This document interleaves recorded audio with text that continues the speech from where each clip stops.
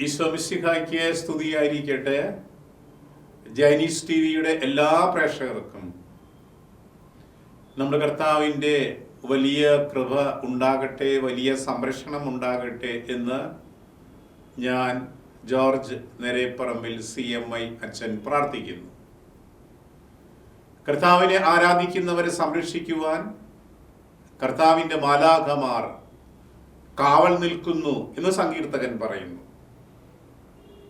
കർത്താവിൻ്റെ മാലാഖമാരുടെ സംരക്ഷണം നമുക്ക് സമൃദ്ധമായിട്ട് ലഭിക്കുവാൻ നമ്മുടെ എല്ലാ കുടുംബാംഗങ്ങളും കർത്താവിൻ്റെ സംരക്ഷണ വലയത്തിൽ ജീവിക്കുവാൻ, ഒരുപക്ഷെ നമ്മുടെ കുടുംബത്തിൽ നിന്ന് വിദൂരത്ത് അകന്നു ജീവിക്കുന്നവരൊക്കെ ഉണ്ടായിരിക്കാം, അവർക്കെല്ലാവർക്കും കർത്താവിൻ്റെ മാലാഖമാരുടെ പരിപാലനം ഉണ്ടാകുവാൻ പ്രാർത്ഥിച്ചുകൊണ്ട് നമുക്ക് ഈശോയെ ആരാധിക്കാം. പരിശുദ്ധ പരമ ദിവ്യകാരുണ്യത്തിന് എന്നേരവും ആരാധനയും സ്തുതിയും പുകഴ്ചയും ഉണ്ടായിരിക്കട്ടെ. നവംബർ 1-ാം തീയതി തിരുസഭയില് സകല വിശുദ്ധരുടെ തിരുനാൾ ആഘോഷിക്കുന്ന ദിവസമാണ്. സ്വർഗത്തിലുള്ളവരെല്ലാവരും തന്നെ വിശുദ്ധരാണ്. ചിലരുടെ പേരുകൾ വിശുദ്ധന്മാരുടെ പട്ടികയിൽ നാം കാണുന്നു. തിരുസഭയിൽ അവരെ വിശുദ്ധരെന്ന് പ്രഖ്യാപനം ചെയ്തുകൊണ്ട് പ്രത്യേകമായിട്ടുള്ള വണക്കം കൊടുക്കുന്നു. പക്ഷെ സ്വർഗവാസികൾ എല്ലാവരും തന്നെ വിശുദ്ധരാണ് എന്നുകൊണ്ട് നാം മനസ്സിലാക്കണം. നടപടി പുസ്തകത്തിൽ 7-ാം അധ്യായത്തിൽ എസ്തപ്പാനോസ് കല്ലെറിഞ്ഞ് കൊല്ലപ്പെടുന്ന സംഭവത്തെക്കുറിച്ചുള്ള വിവരണമുണ്ട്. തിരുസഭയിലെ ആദ്യ രക്തസാക്ഷിയാണ് എസ്തപ്പാനോസ്. കല്ലെറിഞ്ഞ് കൊല്ലപ്പെടുന്ന സമയത്ത് എസ്തപ്പാനോസ് കണ്ണുകൾ ഉയർത്തി മുകളിലേക്ക് നോക്കി. അദ്ദേഹം പറയുന്നു, ദർശന അനുഭവം ഉണ്ടായ അദ്ദേഹം പറയുന്നു, സ്വർഗം തുറക്കപ്പെട്ടിരിക്കുന്നു, ദൈവത്തിൻ്റെ മഹത്വം ഞാൻ കാണുന്നു, മനുഷ്യപുത്രൻ ദൈവത്തിൻ്റെ വലതുഭാഗത്ത് ഉപവിഷ്ടനായിരിക്കുന്നു. ദൈവപുത്രനായ ഈശോ മിശിഹ ദൈവപിതാവിൻ്റെ വലതുഭാഗത്ത് ഉപവിഷ്ടനായിരിക്കുന്നതായിട്ടും ദൈവത്തിൻ്റെ മഹത്വം സ്വർഗം മുഴുവൻ നിറഞ്ഞിരിക്കുന്നതായിട്ടും തുറക്കപ്പെട്ട സ്വർഗത്തിൽ എസ്തപ്പാനോസ് ദർശനത്തിലൂടെ കാണുന്നു. അപ്പൊ സ്വർഗവാസികൾ എല്ലാവരും വിശുദ്ധരാണ്. പ്രത്യേകമായിട്ട് പേര് പരാമർശിക്കപ്പെട്ടിട്ടുള്ള, പ്രഖ്യാപനം ചെയ്യപ്പെട്ടിട്ടുള്ള വിശുദ്ധന്മാരുടെ ഉള്ള എല്ലാ സ്വർഗവാസികളും ദൈവത്തിൻ്റെ മഹത്വത്തിൽ ജീവിക്കുന്നവരാണ്. പിതാവായ ദൈവത്തിൻ്റെ വലതുഭാഗത്ത് ഉപവിഷ്ടനായിരിക്കുന്ന ഈശോയുടെ കൂടെ ദൈവത്തിന് സ്തുതിയും ആരാധനയും സമർപ്പിച്ചുകൊണ്ട് ജീവിക്കുന്നവരാണ് സ്വർഗവാസികൾ. വീണ്ടും നമ്മൾ കാണുന്നു വെളിപാടിന്റെ പുസ്തകത്തിലെ 7-ാം അധ്യായത്തിലും 14-ാം അധ്യായത്തിലും കുഞ്ഞാടിന്റെ കൂടെ നിൽക്കുന്നവർ, അവർ ശുഭ്ര വസ്ത്രധാരികളാണ്, വെണ്മയുള്ള വസ്ത്രം ധരിച്ചവരാണ്. വെളിപാടിന്റെ പുസ്തകത്തിൽ 14-ാം അധ്യായത്തിൽ സിയോൻ മലയിൽ കുഞ്ഞാടിന്റെ കൂടെ നിൽക്കുന്ന ഈ വെളുത്ത വസ്ത്രധാരികൾ, അവരുടെ നെറ്റിയിൽ അവന്റെ പിതാവിന്റെ നാമവും അവന്റെ നാമവും ആലേഖനം ചെയ്യപ്പെട്ടിരിക്കുന്നു. അവർ ബ്രഹ്മചാരികളാണ്, കളങ്കിതരല്ല. ഇതൊക്കെ സ്വർഗവാസികളെ കുറിച്ചുള്ള പരാമർശങ്ങളാണ്. ബ്രഹ്മചാരികൾ എന്ന് പറഞ്ഞു കഴിഞ്ഞാൽ ഹൃദയത്തിൽ പരിശുദ്ധിയുള്ളവർ എന്ന് വേണം നമ്മൾ മനസ്സിലാക്കുവാനായിട്ട്. അപ്പൊ സ്വർഗത്തിലുള്ളവരെല്ലാം വിശുദ്ധന്മാരാണ്. സ്വർഗവാസികൾ എല്ലാവരും വിശുദ്ധന്മാരാണ്. അവരുടെ പേരുകൾ പരിശുദ്ധ പാപ്പാമാർ വിശുദ്ധന്മാരുടെ ഗണത്തിൽ പ്രഖ്യാപിച്ചിട്ടില്ലെങ്കിലും സ്വർഗവാസികൾ വിശുദ്ധന്മാരാണ്.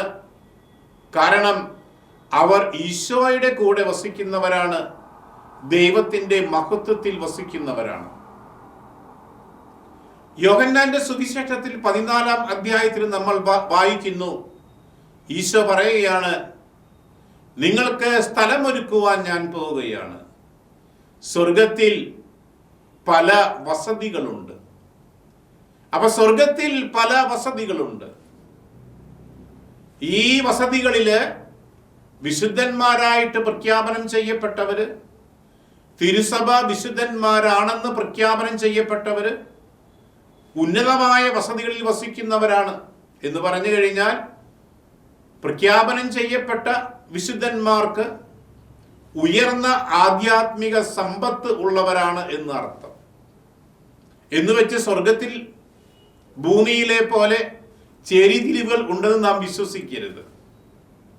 സ്വർഗത്തിൽ എല്ലാവരും ദൈവത്തെ കാണുന്നു, ഈശോയെ ആരാധിക്കുന്നു. അതുകൊണ്ട് സ്വർഗവാസികൾ എല്ലാവരും തുല്യരാണ്, എല്ലാവരും വിശുദ്ധരാണ്. സകല വിശുദ്ധരുടെ തിരുനാൾ ആഘോഷിക്കുമ്പോൾ നമ്മുടെ മനസ്സിലേക്ക് കടന്നു വരേണ്ട ഏറ്റവും പ്രധാനപ്പെട്ട ഒരു ആധ്യാത്മിക ചിന്ത ഇതായിരിക്കണം: ഞാനും സ്വർഗത്തിന് അവകാശിയാണ്, എനിക്കും സ്വർഗത്തിൽ ഒരു ഇടം വേണം. സ്വർഗത്തിലെ വിശുദ്ധന്മാരുടെ കൂടെ ഞാനും വസിക്കണം. സ്വർഗീയ മഹത്വം ദർശിച്ചുകൊണ്ട്, സ്വർഗീയ മഹത്വത്തിൽ ജീവിച്ചുകൊണ്ട്. വെളിപാടിന്റെ പുസ്തകത്തിൽ കുഞ്ഞാടിന്റെ കൂടെ നിൽക്കുന്നവരെ കുറിച്ചുള്ള പരാമർശത്തിൽ പറയുന്നത് പോലെ ഈശോയുടെ കൂടെ വസിക്കുവാൻ സൗഭാഗ്യം ലഭിക്കത്തക്ക വിധത്തിൽ ജീവിക്കുവാനായിട്ട് എനിക്ക് വലിയ ഉൾപ്രേരണ നവംബർ 1-ാം തീയതി സകല വിശുദ്ധരുടെ തിരുനാൾ ആഘോഷിക്കുമ്പോൾ എന്നിൽ നിറയണം. വിശുദ്ധ മത്തായിയുടെ സുവിശേഷത്തിൽ 6-ാം അധ്യായത്തിലെ 19-ാം തിരുവചനത്തിൽ ഈശോ പറയുന്നു, സ്വർഗത്തിൽ നിങ്ങൾക്കായി നിക്ഷേപങ്ങൾ ശേഖരിച്ചു വയ്ക്കുവിൻ. അപ്പൊ സ്വർഗത്തിൽ നമ്മൾ ജീവിച്ചിരിക്കുമ്പോൾ നിക്ഷേപങ്ങൾ ശേഖരിച്ചു വെച്ചാൽ മാത്രമാണ് സ്വർഗപ്രാപ്തി ലഭിക്കുകയുള്ളൂ. നമുക്ക് സ്വർഗത്തിൽ വസിക്കുന്നവരുടെ കൂടെ, വിശുദ്ധന്മാരുടെ കൂടെ നമുക്കും ഇടം ലഭിക്കുകയുള്ളൂ. അപ്പൊ സ്വർഗത്തിൽ എന്തെല്ലാം നിക്ഷേപങ്ങളാണ് നമ്മൾ ശേഖരിച്ചു വെക്കേണ്ടത്? അത് കൃത്യമായിട്ട് ഗലാത്യക്കാർക്കുള്ള ലേഖനത്തില് 5-ാം അധ്യായത്തിൽ പൗലോസ് ശ്ലീഹ പറയുന്നുണ്ട്. അത് പരിശുദ്ധാത്മാവിന്റെ ഫലങ്ങളാണ്, പരിശുദ്ധാത്മാവിന്റെ വരദാനങ്ങളാണ്. അത് സ്നേഹമാണ്, ക്ഷമയാണ്, സംയമനമാണ്, പരിശുദ്ധിയാണ്, മറ്റുള്ളവരുമായിട്ടുള്ള സ്നേഹ സംബന്ധങ്ങളാണ്, ദൈവവുമായിട്ടുള്ള അടുപ്പമാണ്. അപ്പൊ ഇതൊക്കെയാണ് സ്വർഗത്തിൽ നമുക്ക് നിക്ഷേപങ്ങളായിട്ട് കാത്തു സൂക്ഷിച്ചു വെക്കേണ്ടത്. മറ്റുള്ളവരുമായിട്ട് കലഹം കൂടാതെ, ദുശീലങ്ങൾക്ക് അടിമപ്പെടാതെ, ദുഷ്തർക്കങ്ങൾക്ക് കീഴ്പ്പെടാതെ, അലസരായിട്ട് ജീവിക്കാതെ, ജീവിത വിശുദ്ധി കാത്തു സൂക്ഷിച്ചുകൊണ്ട് ജീവിക്കുമ്പോൾ നമ്മിൽ പരിശുദ്ധാത്മാവിന്റെ ഫലങ്ങളുണ്ട്. ഈ ഫലങ്ങളാണ് നാം സ്വർഗത്തിൽ നിക്ഷേപങ്ങളായിട്ട് ശേഖരിച്ചു വെക്കേണ്ടത്. ഈ ശേഖരണത്തിലൂടെയാണ് നമുക്ക് സ്വർഗവാസികളുടെ കൂടെ ജീവിക്കുവാനുള്ള ഇടം ലഭിക്കുവാനുള്ള സൗഭാഗ്യം ഉണ്ടായിത്തീരുന്നത്. ഹെബ്രായക്കാർക്കുള്ള ലേഖനത്തില് 12-ാം അധ്യായത്തില് 14-ാം വചനത്തിൽ നാം വായിക്കുന്നു, വിശുദ്ധി കൂടാതെ ദൈവത്തെ പ്രസാദിപ്പിക്കുക സാധ്യമല്ല. അപ്പൊ നമ്മുടെ ജീവിതത്തിന്റെ അന്തസ്സിന് അനുയോജ്യമായിട്ടുള്ള വിശുദ്ധി വേണം.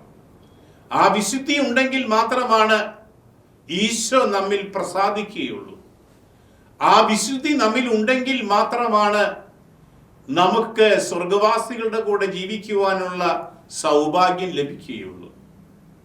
ഈ ആധുനിക കാലഘട്ടത്തില് മനുഷ്യൻ വഴിതെറ്റിപ്പോകുന്ന ഏറ്റവും പ്രധാനമായിട്ടുള്ള ഒരു മേഖലയാണ് വിശുദ്ധിയില്ലായ്മയുടെ മേഖല.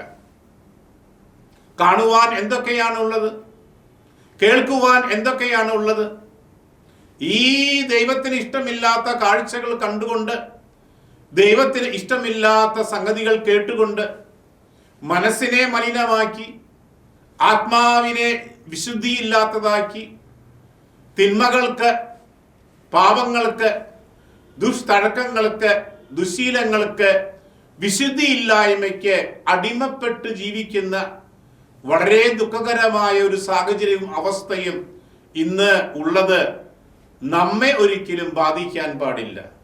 കാരണം നാം ഈശോയുടെ തിരുരക്തത്താൽ കഴുകി വിശുദ്ധീകരിക്കപ്പെട്ടവരാണ്. നാം ഈശോയെ ദിവ്യകാരുണ്യത്തിലൂടെ സ്വീകരിക്കുന്നവരാണ്. നമ്മുടെ കുടുംബങ്ങൾ തിരുഹൃദയ പ്രതിഷ്ഠ നടത്തിയ കുടുംബങ്ങളാണ്. അപ്പൊ നമ്മുടെ ജീവിതത്തിൽ ഈ വിശുദ്ധി നഷ്ടപ്പെടുത്താതെ ജീവിക്കുവാനായിട്ട് നമുക്ക് വലിയ ഉത്തരവാദിത്വമുണ്ട്. വിശുദ്ധി നഷ്ടപ്പെടുത്താതെ ജീവിച്ചുകൊണ്ട് സ്വർഗത്തിന് അവകാശിയായി തീർന്നുകൊണ്ട് വിശുദ്ധന്മാരുടെ പട്ടികയിൽ ചേരുവാനായിട്ട്, സ്വർഗത്തിൽ ഇടം ലഭിക്കുവാനായിട്ട് നമ്മുടെ ജീവിതത്തെ സജ്ജമാക്കണം എന്നുള്ളതാണ് സകല വിശുദ്ധരുടെ തിരുനാൾ ആഘോഷിക്കുമ്പോൾ നമ്മിൽ നിറയേണ്ട ഏറ്റവും പ്രധാനപ്പെട്ട ആത്മീയ സന്ദേശം. ഉൽപ്പത്തിയുടെ പുസ്തകത്തിൽ 28-ാം അധ്യായത്തിൽ യാക്കോബ് കണ്ട ഒരു സ്വപ്നത്തെക്കുറിച്ചുള്ള പരാമർശമുണ്ട്. വേദോപദേശ ക്ലാസ്സുകളൊക്കെ നമ്മൾ പഠിച്ചിട്ടുണ്ടായിരിക്കും. ഇത് യാക്കോബ് ഒരു സ്വപ്നം കാണുന്നു. അന്യനാട്ടിൽ വെച്ച് യാത്രയ്ക്ക് പോയ യാക്കോബ് അന്യനാട്ടിൽ രാത്രിയായപ്പോൾ ഉറക്കം വന്നു. ഒരു കല്ലെടുത്ത് തലയിണയാക്കി വെച്ചുകൊണ്ട് യാക്കോബ് കിടന്നുറങ്ങുകയാണ്. ഉറക്കത്തിൽ യാക്കോബ് കണ്ട സ്വപ്നം ഇതാണ്: ആകാശത്ത് നിന്ന്, സ്വർഗത്ത് നിന്ന് ഒരു ഗോവണി താഴെ ഭൂമിയിലേക്ക് വെച്ചിരിക്കുന്നു. ഈ ഗോവണിയിലൂടെ സ്വർഗത്തിൽ നിന്ന് മാലാഖമാർ താഴോട്ട് ഭൂമിയിലേക്ക് ഇറങ്ങി വരുന്നു. ഭൂമിയിൽ നിന്ന് ഈ മാലാഖമാർ ഈ ഗോവണിയിലൂടെ സ്വർഗത്തിലേക്ക് കയറിപ്പോകുന്നു. അപ്പൊ അങ്ങോട്ടും ഇങ്ങോട്ടും സ്വർഗത്തെയും ഭൂമിയെയും പരസ്പരം ബന്ധിച്ചുകൊണ്ടുള്ള ഈ ഗോവണി. യാക്കോബ് കണ്ണു തുറന്നപ്പോൾ വഴിയിലൂടെ പോയിരുന്ന ജനങ്ങളോട് ചോദിച്ചു, നിങ്ങളുടെ ഈ നാടിന്റെ പേരെന്താണ്? അവർ ഒരു സങ്കോചവും ഇല്ലാതെ പറഞ്ഞു, ഞങ്ങളുടെ നാടിന്റെ പേരാണ് ലൂസ്. പ്രിയപ്പെട്ടവരെ, ലൂസ് എന്നുള്ള വാക്കിന്റെ അർത്ഥം നമുക്കറിയാം. നമ്മുടെ സാധാരണ സംസാര ഇംഗ്ലീഷ് ഭാഷയിലേക്ക് കൊണ്ടുവന്നാൽ ലൂസ് എന്നുള്ള വാക്കിന് അർത്ഥം നിഷ്ഠയില്ലാത്ത, ചിട്ടയില്ലാത്ത, ക്രമമില്ലാത്ത അവസ്ഥയാണ്. യാക്കോബ് പറഞ്ഞു, ഇതുപോലെ ദൈവികമായൊരു സ്വപ്നം കാണുവാൻ സൗഭാഗ്യം ലഭിച്ച ഈ നാടിന്റെ പേര് ഇനിമേൽ ലൂസ് എന്നാകാൻ പാടില്ല. ദൈവഭക്തിയില്ലാത്ത, ദൈവഭക്തിയിൽ അടിസ്ഥാനമില്ലാത്ത, ചിട്ടയും ക്രമവും നിഷ്ഠയും ഇല്ലാത്ത നാടാകാൻ പാടില്ല. മറിച്ച് ഈ നാടിന്റെ പേര് ഇനിമേൽ ബഥേൽ എന്നാകണം. ബഥേൽ എന്ന് പറഞ്ഞാൽ ദൈവത്തിന്റെ ഭവനം എന്നർത്ഥം. പ്രിയപ്പെട്ടവരെ, സകല വിശുദ്ധന്മാർ തിരുനാൾ ആഘോഷിക്കുന്ന ഈ സുദിനത്തിൽ നമ്മുടെ ചിന്തകൾ സ്വർഗത്തിലേക്ക് ഉയരട്ടെ. ഭൂമിയിൽ ജീവിക്കുന്ന നമ്മൾ സ്വർഗത്തെ ലക്ഷ്യമാക്കിക്കൊണ്ട് ജീവിക്കുന്നവരായി തീരട്ടെ. യാക്കോബ് കണ്ട സ്വപ്നത്തിലെ സ്വർഗത്തിൽ നിന്ന് ഭൂമിയിലേക്ക് വെച്ചിരിക്കുന്ന ഗോവണി പോലെ നാം ഭൂമിയിലാണ് ജീവിക്കുന്നതെങ്കിലും നമ്മുടെ ചിന്തകൾ സ്വർഗത്തെ ലക്ഷ്യമാക്കിക്കൊണ്ടുള്ളതായിരിക്കട്ടെ. നമ്മുടെ ജീവിതത്തിൽ എവിടെയെങ്കിലും ദൈവത്തിന് ഇഷ്ടമില്ലാത്തതുണ്ടെങ്കിൽ, ദൈവികതയുടെ ചിട്ടയും നിഷ്ഠയും നഷ്ടപ്പെടുത്തുന്നതുണ്ടെങ്കിൽ അതൊക്കെ മാറ്റിക്കളഞ്ഞുകൊണ്ട് എൻ്റെ ജീവിതത്തെ ദൈവത്തിൻ്റെ ഭവനമാക്കി മാറ്റിയെടുക്കുക. അതുവഴിയായിട്ട് എൻ്റെ കുടുംബത്തെ ദൈവത്തിൻ്റെ ഭവനമാക്കി മാറ്റിയെടുക്കുക.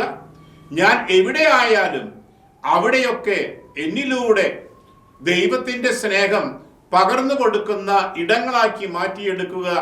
അങ്ങനെ ഞാൻ സ്വർഗത്തിന് അവകാശിയായി തീരുക.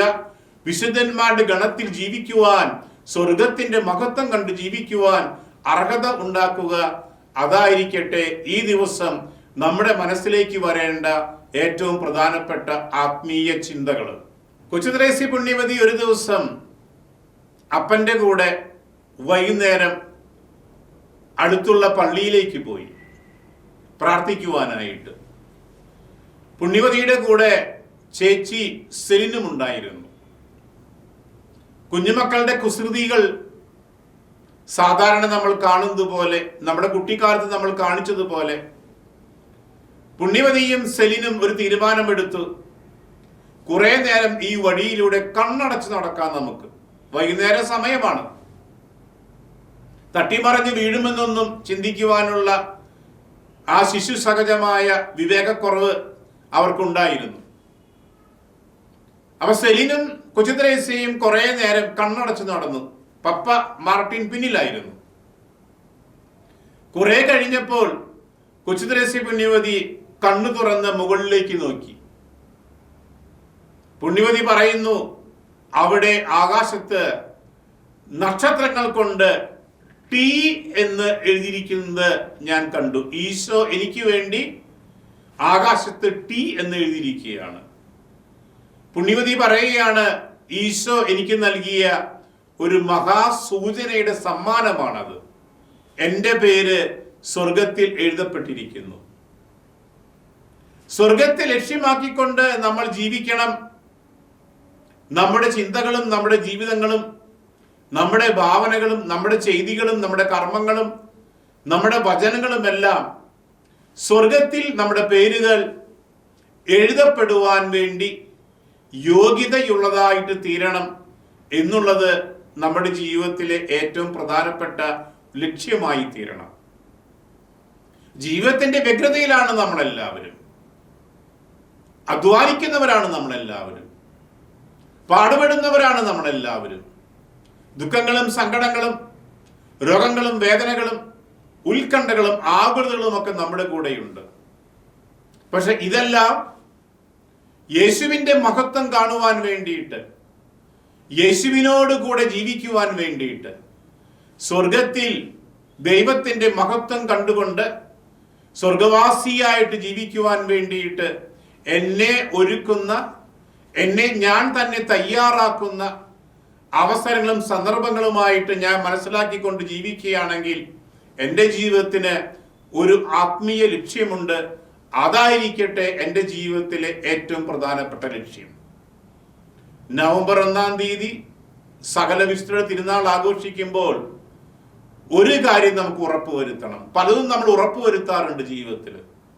പക്ഷെ ഏറ്റവും പ്രധാനപ്പെട്ട ഉറപ്പ് നാം വരുത്തേണ്ടത്, എനിക്ക് സ്വർഗത്തിൽ ഇടം ഉണ്ടാകണം എന്നുള്ളതായിരിക്കണം. ഈശോ നമ്മെല്ലാവരെയും അനുഗ്രഹിക്കട്ടെ.